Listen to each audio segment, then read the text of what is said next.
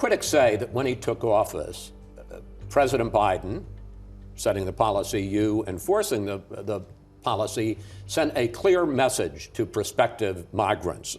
He ended enrollments in the program that asylum seekers had to remain in Mexico. He wanted to stop using Title 42 public health protections to expel migrants, and he halted construction of the border wall. Here is the chief patrol agent, your employee, for the Tucson sector. Take a look. In the Tucson sector, interviewing people post-arrest, what became the most common response was that they believed that when the administration changed, that the law changed and policy changed, and that there was an open border. Migrants believe there's an open border. Chris, have you heard some of our political leaders speak about the border and communicate that the border is open?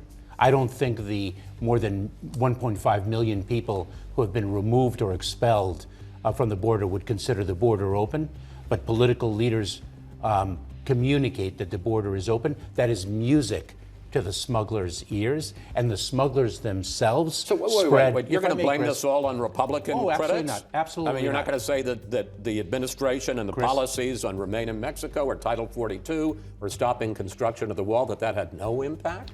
Chris, that's not what I said. I'm just citing for you a few things, and please allow me.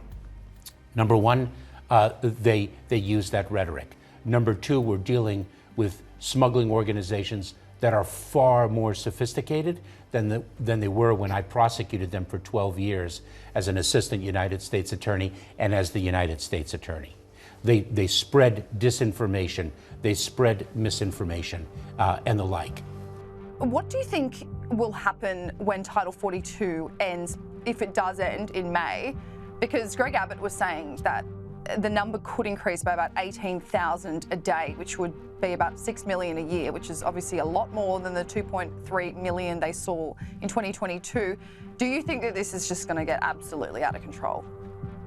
Yeah, and that's one of the reasons, again, that we went last year, is because there were some signs that Title 42 might end up going by the wayside, depending on what was making its way through the courts and what the Biden administration was going to do. And when you talk to migrants, some of them, not all of them, but some of them actually were mentioning by name Title 42. And that's another thing the media gets wrong. Is, I mean, these are very smart people, savvy people who have made these trips, and they have a lot of agency. They're educated, they know what they're talking about. And so just that fact alone, that they will mention Joe Biden by name, Title 42 by name in so many cases, tells you how much worse that this could get. Now, I think the sort of silver lining is that Joe Biden's trip to El Paso, to Mexico, signifies or shows us that he's probably worried on a political level about what such a massive influx post Title 42, what that would look like, what that might do to his presidency, because those record numbers, as you said, were an issue in the midterms. The Democrats have not had a good answer to them. And so if he understands that, then maybe some of these policies he puts out will start to get more stringent. He has been slowly, gradually, incrementally adding policies to his sort of roster of approaches to the immigration system. And if he is starting to fill some of those holes, then it's possible that when Title 42 goes away, he's forced to come up with more serious policies, and that's a big help.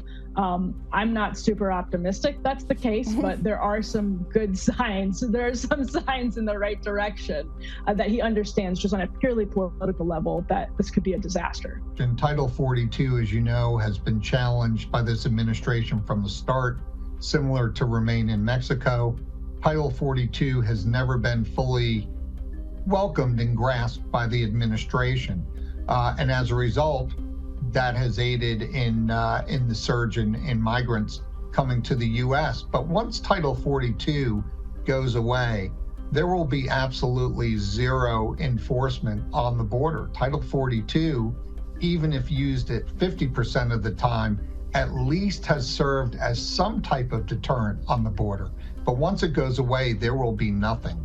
Biden administration announced earlier today that they're going to start enforcing asylum claims, which essentially is reverting back to the Trump administration's Remain in Mexico, just not calling it that, However, I think it's very unlikely that they'll actually enforce anything. I think these will be words put on a piece of paper in the form of policy, and I think it represents just how much trouble the president and the administration realize he's in should he choose to run for re-election, and the damage he's done to the Democratic Party on law and order in general in the United States. The end of Title 42 is an issue concerning Republicans and Democrats at all levels. This past year, we saw the highest number of illegal immigrants ever who were apprehended coming across our border. Well, Texas is stepping up, and we have done more than any state has ever done. And there's a reason for it. Texans, as well as our fellow Americans, they are furious about the lawlessness caused by President Biden's open border policies. And they should be angry about that. And it's because of that that I declared border security to be an emergency item this session for us to not only address, but to address quickly because of the need for us to be even more proactive to deal with the border.